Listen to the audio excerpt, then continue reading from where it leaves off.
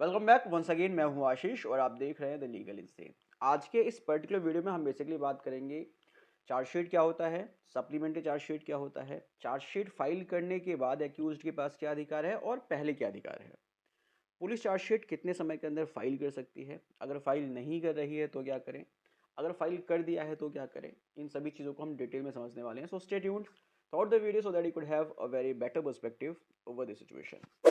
जैसा कि आज के इस पर्टिकुलर वीडियो में हम चार्जशीट की बात कर रहे हैं, तो चार्जशीट पहले समझो कि दो तरह की चार्जशीट्स होती हैं। एक नॉर्मल चार्जशीट होती है जब इन्वेस्टिगेशन के बाद पुलिस उसको फाइल करती है। दूसरी होती है सप्लीमेंट्री चार्जशीट। आपने सप्लीमेंट्री चार्जशीट के बारे में भी सुना होगा। ये सप्लीमेंट्री चार्जशीट क्या होता है, इसको भी समझेंगे। सबसे पहले हम बात कर लेते हैं कि नॉर्मल जो चार्जशीट होती है, जो केस में फाइल होता है, वो क्या होता है और उसमें क्या क्या चीज़ें होती हैं। जब किसी भी व्यक्ति के खिलाफ एफआईआर रजिस्टर होता है और पुलिस उस पर इन्वेस्टिगेशन अपना स्टार्ट कर देती है, तो इन्वेस्टिगेशन के दौरान जितने भी एविडेंसेस पुलिस कलेक्ट करती है, उन सभी एविडेंसेस का एक तरीके से बोलें तो एक कच्चा चिट्ठा होता है चार्जशीट। चार्जशीट में उस पूरे केस की डिटेल होती है, उसमें पार्टीज की डिटेल्स होती हैं, जो एक्यूज्ड हैं उनकी डिटेल्स होती हैं, किस किस सेक्शन में एफआईआर रजिस्टर हुआ था, वो सेक्शंस क्या उस केस में बन रहे हैं या नहीं, ये सब चार्जशीट में लिखा होता है। जो पुलिस ने इन्वेस्टिगेशन के दौरान एविडेंसेस कलेक्ट किए थे, वो सभी एविडेंसेस चार्जशीट में होता है। ये एविडेंसेस ओरल एविडेंस भी हो सकता है, जैसे कि जो गवाह हैं उस केस के, उन सभी गवाहों के स्टेटमेंट पुलिस जो है रखती है, वो चार्जशीट में होता है। जो मजिस्ट्रेट के सामने गवाही हुई है, उसको भी जो है चार्जशीट में रखा जाता है। ये सभी ओरल एविडेंसेस होते हैं। इसके साथ ही साथ कुछ डॉक्यूमेंट्री एविडेंसेस भी होते हैं, जैसे कॉल डिटेल्स हो गई, सीसीटीवी फुटेज हो गई, लेटर हो गया, कोई डॉक्यूमेंट हो गया, एफएसएल की रिपोर्ट हो गई, पोस्टमार्टम की रिपोर्ट हो गई। तो ये जो रिपोर्ट्स होती हैं, ये डॉक्यूमेंट्री रिपोर्ट्स होती हैं, ये भी चार्जशीट का पार्ट होता है। और इनके अलावा कुछ फिजिकल एविडेंसेस भी होते हैं। जैसे सपोज करो कि अगर कोई अपराध हुआ है, उस अपराध में जो वेपन यूज़ हुआ है, वो वेपन भी जो है एविडेंस होता है, जिसको हम फिजिकल एविडेंस बोलते हैं। सो बेसिकली ये सभी एविडेंसेस होते हैं जो चार्जशीट में होता है। इसके अलावा जो विटनेस की लिस्ट होती है, वो भी चार्जशीट में होता है। जो सीजर रिपोर्ट होता है, अरेस्ट मेमो होता है, ये सब चार्जशीट में होता है। तो इन सभी चीज़ों को मिलाकर चार्जशीट बनता है। जैसे कि मैंने आपको बताया कि चार्जशीट पूरा का पूरा एक कच्चा चिट्ठा होता है उस एक्यूज्ड के खिलाफ कि उसने उस केस में क्या अपराध किया है और किस तरीके से उसके खिलाफ एक अपराध बन रहा है, कैसे एलिगेशंस बन रहे हैं, कैसे जो है उसको जो है कन्विक्ट किया जा सकता है। उन सभी चीज़ों की डिटेल जो है चार्जशीट में होती है। चार्जशीट जब कोर्ट में फाइल होता है, तब उस पर जो है कॉग्निजेंस कोर्ट लेता है और फिर जो है उस एक्यूज्ड के अगेंस्ट ट्रायल स्टार्ट होता है। और जब ट्रायल में ये पाया जाता है कि हाँ उसने अपराध किया है, तब उसको जो है सज़ा मिलती है। ये होता है चार्जशीट। अब इसके बाद सप्लीमेंट्री चार्जशीट क्या होता है, ये समझो। देखो बेसिकली सप्लीमेंट्री चार्जशीट क्या होता है, इसको हम अगर नटशेल में समझें तो सप्लीमेंट्री चार्जशीट पुलिस तब फाइल करती है जब कोर्ट उस केस में फर्दर इन्वेस्टिगेशन के लिए पुलिस को डायरेक्शन देती है।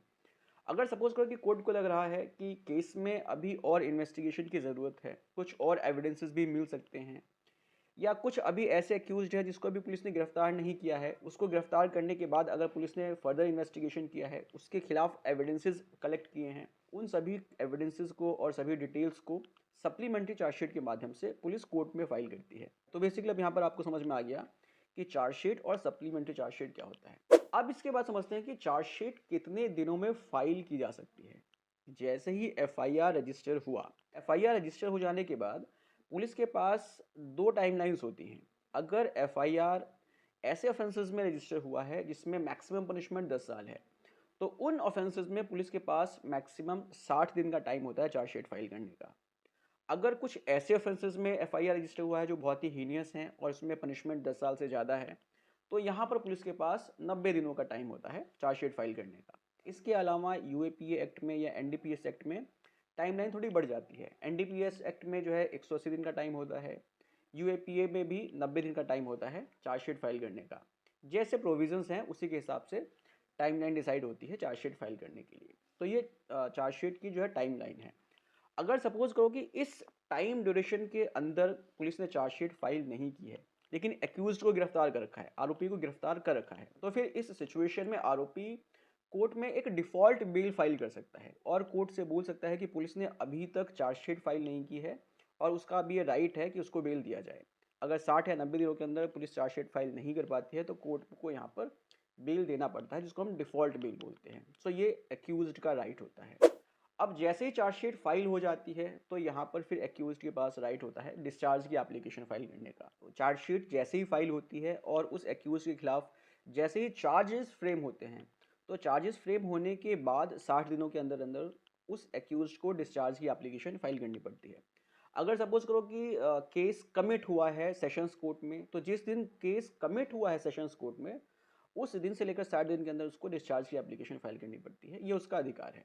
अगर एक्यूज्ड को लग रहा है कि उसके केस में उसको गलत तरीके से फंसाया गया है और चार्जशीट में ऐसे एविडेंसेस हैं जो उसके फेवर में है, जिससे ये प्रूव हो रहा है कि उसने कोई अपराध नहीं किया है, या एविडेंसेस जो है बहुत ही लूज हैं, बहुत ही कमज़ोर हैं, जिससे पुलिस ये प्रूव ही नहीं कर सकती कि आरोपी ने अपराध किया है, तब यहाँ पर उसको ग्राउंड बनाकर वो डिस्चार्ज की एप्लीकेशन फाइल कर सकता है। सो बेसिकली ये पूरा आपको मैंने बता दिया कि चार्जशीट क्या होता है। चार्जशीट अगर सही समय पर फाइल नहीं कर रही है पुलिस, तो डिफ़ॉल्ट बिल कैसे ले सकते हैं। अगर चार्जशीट फाइल हो गई है तो डिस्चार्ज की एप्लीकेशन में फाइल कर सकते हैं।